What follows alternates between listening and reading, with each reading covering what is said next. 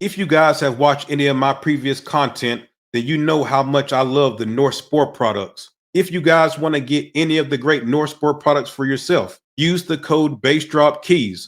That will save you 10% off any order at northsport.com. I had a big free Discord server that was booming in early 2020, and Okay. all of this crazy, stupid drama happened where this guy like reported everybody to the FBI, sent screenshots of him officially typing this stuff and sending it off.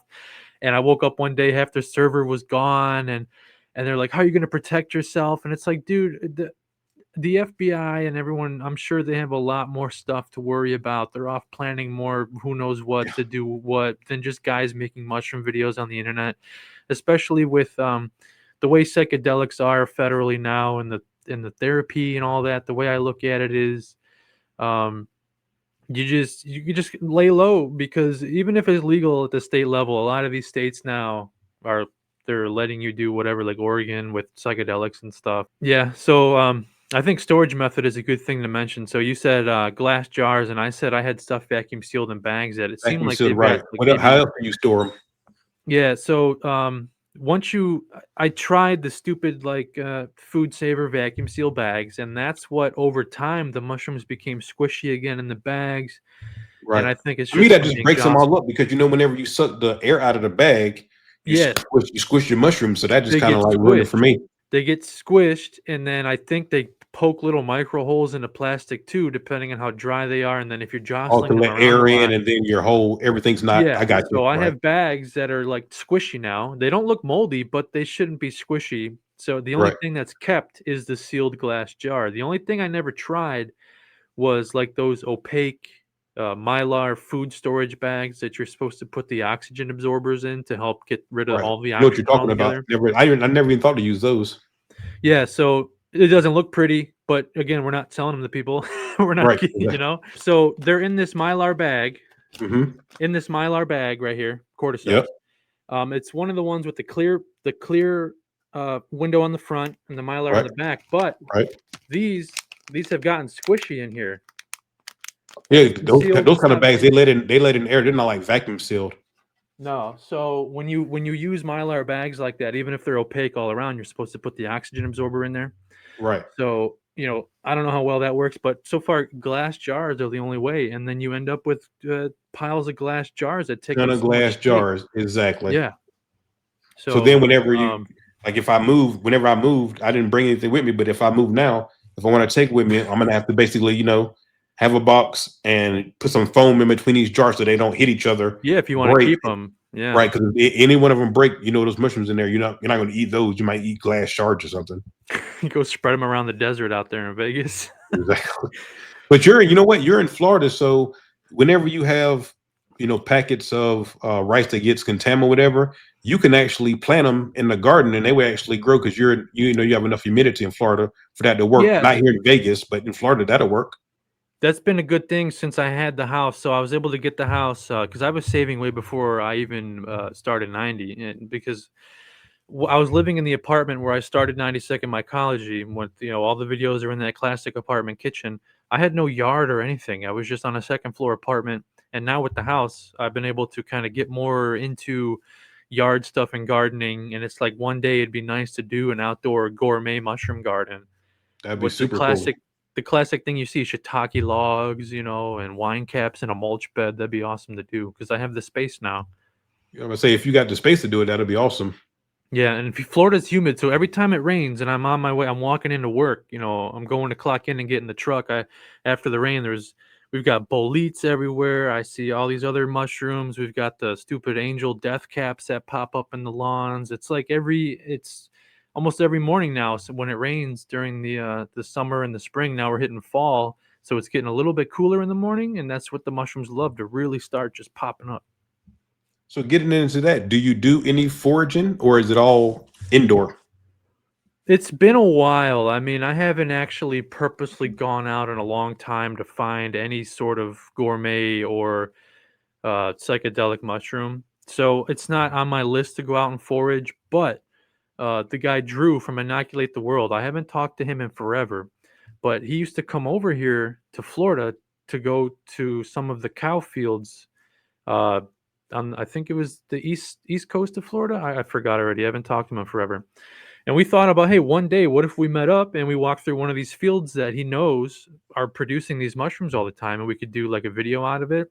Right. So that's been on my list too, to maybe go forage, because there's actually still a lot of farm areas and cow fields around Florida that hasn't been developed yet, even though people are coming in here and taking up every little fucking square inch to build on.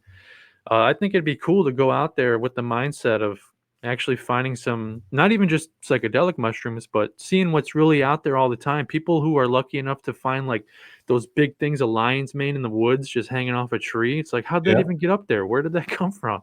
Just Right. nature.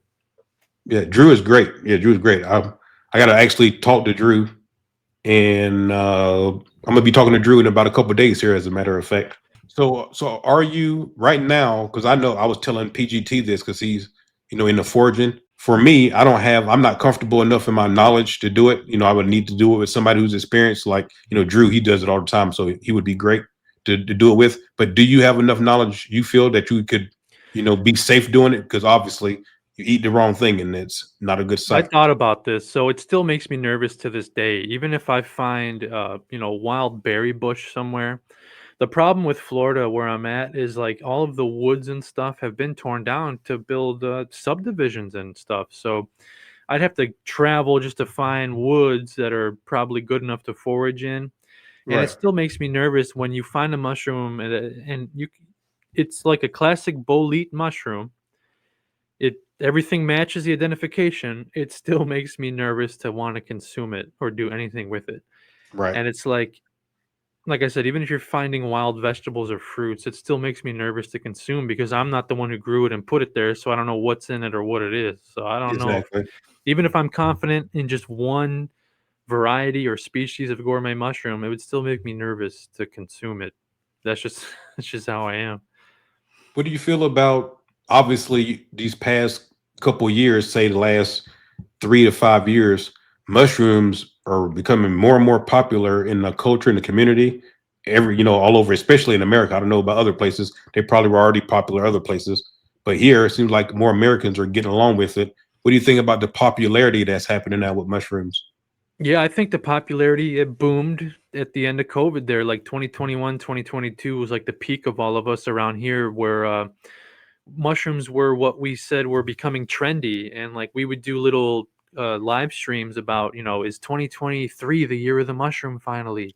Right, Is YouTube going to stop picking on us? right, right, And I think it's going to continue to grow, but like you see all these companies that pop up now with functional mushroom coffee and all these mushroom supplements, and only a right. few stick around because I don't know where they're sourcing it from. But I think it's going to continue moving on with people, especially as people maybe who are interested in psychedelics who maybe don't like to eat gourmet mushrooms. I know they gross a lot of people out. I don't really care. I'll eat mushrooms. But Right. maybe they look at the other side and they go, "Oh, what are the benefits of this stuff?" And I know, if you go into a lot of the world markets or an Asian market, people got upset when I called the market an Oriental market, when that was like literally the name of the market.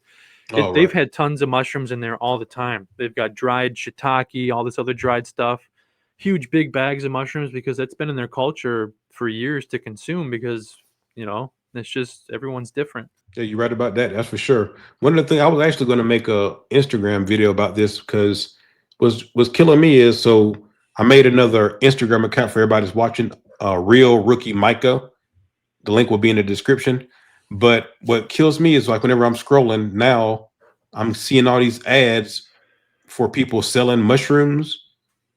So I'm like, how's that working? Where I'm just making content about growing, and they take me down. But right after that, I see ads for people actually selling them, and Facebook, Instagram is taking the money for the ads, but I can't show people how to grow them themselves.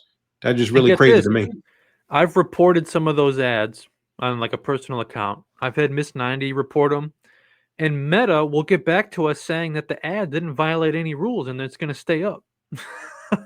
Yeah, so not But the yeah, so the person showing you how to grow them, take him down, take everything down. But, oh, we're selling them. Yeah, no problem. That's yeah, the way it is, I guess. like we mentioned earlier, we don't have Telegram, so people that that are messaging you, anybody in the community, I'm PGT, I'm rookie, I'm 90, here, go join this, join that. No, you can find all of my official platforms on my Right. websites. That's not the way to do it for sure. I do want to invite you guys to come subscribe to my website, bassdropkeys.tv. On here, what you're getting is the edited version of the pod.